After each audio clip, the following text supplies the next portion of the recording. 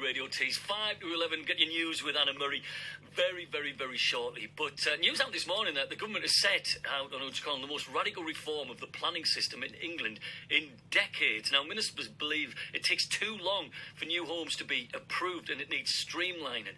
I wondered what it meant for our part of the world. So I've spoken to Helen Heward, who's Associate Planning Consultant at Planning House based at Peterlee. And I asked her to explain a little bit. Well, the government have sought to reform the planning system many, many times, calling this the biggest reform of the generation.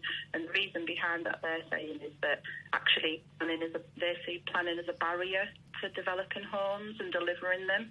They see the planning system as quite slow and slowing down delivery. How do you feel about that as a planning consultant? Do you share the issues that the government are raising? Well, I've worked for both sides of the planning system. I've worked for the local authority. Like I say, I currently work for Planning House, which is planning consultancy. And yes, I think the planning system can slow down delivery because there is a lot of red tape in the planning system. But it'll be interesting to see how this reform going forward gets over that and tries. That's the aim of it. Ultimately, is to unravel this red tape. Will we still have those checks and balances in there through the planning procedure with what's being proposed by the government?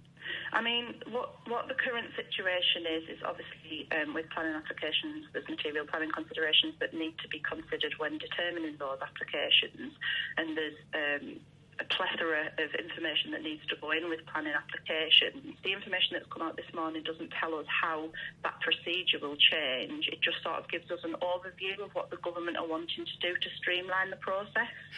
I live in Sedgefield. When maybe wants to build on greenfield site, is this going to make it easier for them to build those properties within those fields that are around maybe villages or small towns? The emphasis in the information that's come out this morning is that they're going to look to protect greenfield development and green belt by supporting development on brownfield sites.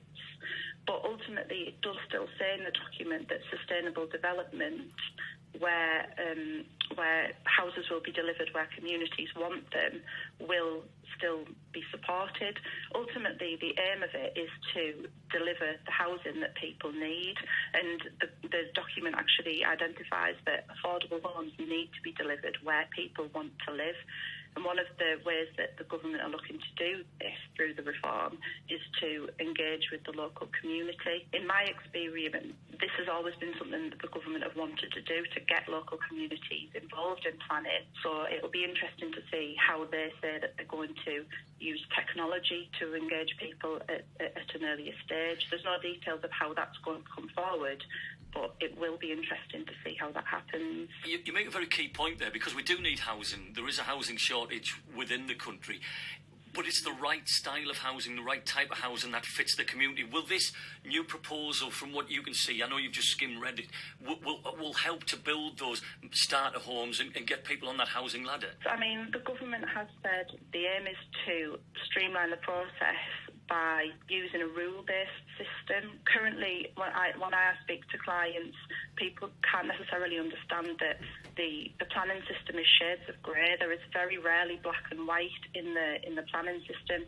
It's usually interpretation, and it comes down to the officer's consideration of balanced points, and that makes the recommendation.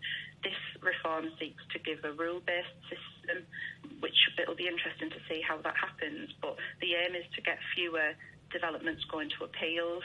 So at the moment, around 33% of appeals get overturned and they get allowed at appeal. The government are seeking to get fewer developments going to appeal and engaging local people. Ultimately, I think what we've been through with lockdown, it's increased the importance for me, certainly, of where I live. And you have to think about who is going to end up living in these properties and the amenity value that those properties have for the people who live there. What's your gut feeling on this as a development and a planning expert? It could be very, very interesting. Certainly for me, what's one of the most interesting things is the way that the government aim to use technology to deliver a more inclusive planning system. For me, planning is all about people. So getting people involved in it is going to be key to get in the planning system that works. People are sceptical of the planning system because it's slow and it's complicated. So getting people involved in it earlier and understanding the planning system and making it more straightforward and streamlined, which has always been the government's aim, will be beneficial to delivering homes where people want them and the type of homes that people need. On the BBC Sounds app, on your smart speaker, play BBC Radio Tees, and on your radio. The sound of where we live is BBC Radio Tees. Radio T